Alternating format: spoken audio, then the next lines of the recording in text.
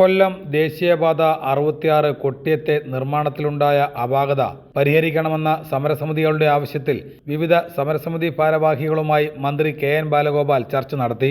M. Noushad MLA, collector N. Devidas എന്നിവരും മന്ത്രിക്കൊപ്പമുണ്ടായിരുന്നു.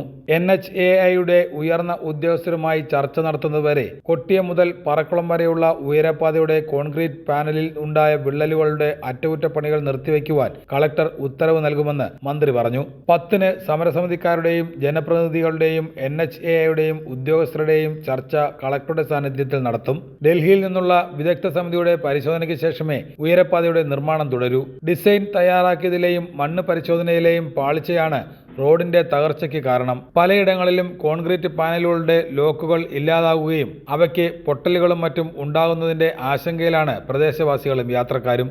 നമ്മുടെ കൊട്ടിയത്ത് നേരത്തെ മൈലക്കാട് റോഡ് തകർന്നൊരു പ്രശ്നം വന്നു. റോഡ് താഴോട്ടിരുത്തി NHAI പണിയുന്നിടത്ത് വന്ന ഒരു ബുദ്ധിമുട്ടുണ്ടായിരുന്നു. അന്ന് അടിയന്തരമായിട്ട് ഇടപെട്ടിരുന്നു.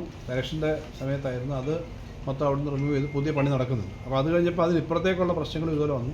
അന്ന് തന്നെ മുഖ്യമന്ത്രി ഇടപെട്ടിരുന്നു. നമ്മുടെ PWD മിനിസ്റ്റർ അവിടുന്ന് തന്നെ അന്ന് ഇടപെട്ടിരുന്നു. അവിടുന്ന് ഡയറക്ഷൻ കൊടുത്ത് ഞങ്ങളൊക്കെ ആ സ്ഥലത്ത് വന്നിരുന്നു. MLA മാരും പിന്നെ MP മാരും ജനപ്രതിനിധികളൊക്കെ വന്നിരുന്നു. അവിടെ കുറച്ച് കാര്യങ്ങൾ ചെയ്തു. ബാക്കി സ്ഥലത്ത് ഉള്ള പ്രശ്നങ്ങൾ ഇപ്പോൾ ഉണ്ട്. കൊട്ടിയം ജംഗ്ഷനിലുണ്ട്, ഉമയനല്ലൂരുണ്ട്, 3-4 ആയത്തിലുണ്ട്, പറക്കുളം. അത് മാത്രമല്ല, അതിനപ്പുറത്ത് കുറച്ച് സ്ഥലം കൂടി അന്ന് തന്നെ പറഞ്ഞിരുന്നു. ഈ കൊല്ലം ജില്ലയുടെ ചില പ്രദേശങ്ങളിലുള്ള പ്രശ്നങ്ങൾ പഠിക്കാൻ വേണ്ടി അന്ന് തന്നെ കളക്ടറുടെ നേതൃത്വത്തിൽ ഇവരുടെ ചുമതലപ്പെടുത്തിയിരുന്നു.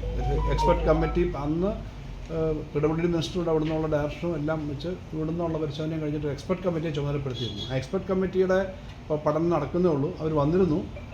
ഇനി അവർ വീണ്ടും വരുന്നുണ്ട്. ഇപ്പം പറഞ്ഞതിൻ്റെ അടിസ്ഥാനത്തിൽ വീണ്ടും 10-ാം തീയതി കഴിഞ്ഞൊരു ദിവസം അവർ ആ എക്സ്പെർട്ട് കമ്മിറ്റി വരും. നമ്മുടെ ജനപ്രതിനിധികളെയും അതുപോലെ ഈ സമരം ആ പ്രദേശത്തുള്ള ജനങ്ങളുടെ ആശങ്ക മാറ്റുന്നതിന് വേണ്ടി ഒരു മീറ്റിംഗ് ചേരാമെന്ന് പറഞ്ഞിട്ടുണ്ട്. ഇതിന് പാരലായിട്ട് തന്നെ നമ്മുടെ സംസ്ഥാനത്തെ PWD മന്ത്രി NHAI ആണ് നടത്തുന്നത്. NHAIയുടെ നേരിട്ടുള്ള നിയന്ത്രണം മുഴുവൻ അതൊരു ഇൻഡിപെൻഡൻറ്റ് ഏജൻസിയാണ്, കേന്ദ്ര ഗവൺമെൻറ്റാണെന്ന് നമുക്കറിയാമല്ലോ.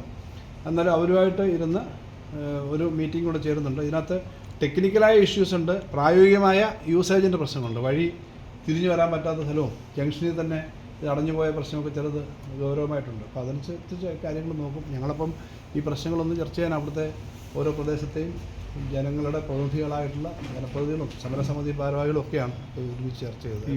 യോഗം നടക്കുന്നവരെ നിർത്തിവെച്ചിരിക്കുന്ന വർക്ക് അവിടെ ഈ മെയിൻ വർക്കുകളൊക്കെ വേറെ സ്ഥലത്ത് നടക്കുന്നുണ്ട്. ഈ സ്ഥലത്ത് ചില സ്ഥലത്ത് പൊട്ടി വീഴുന്ന സംഭവമൊക്കെ പ്രശ്നം വന്നിരുന്നു. അതിൻ്റെ മെയിൻ്റനൻസ് ഇപ്പോൾ ഉടനെ ചെയ്യേണ്ട എക്സ്പെർട്ട് കമ്മിറ്റി നോക്കിയിട്ടൊക്കെ കാര്യങ്ങൾ ചെയ്യാമെന്നാണ് ആലോചിച്ചത്. PWD റെസ്റ്റ് ഹൗസിൽ നടന്ന ചർച്ചയിൽ ആയത്തിൽ, ഉമയനല്ലൂർ, കൊട്ടിയം, പറക്കുളം എന്നിവിടങ്ങളിൽ നിന്നുള്ള സമരസമിതി നേതാക്കൾ പങ്കെടുത്തു.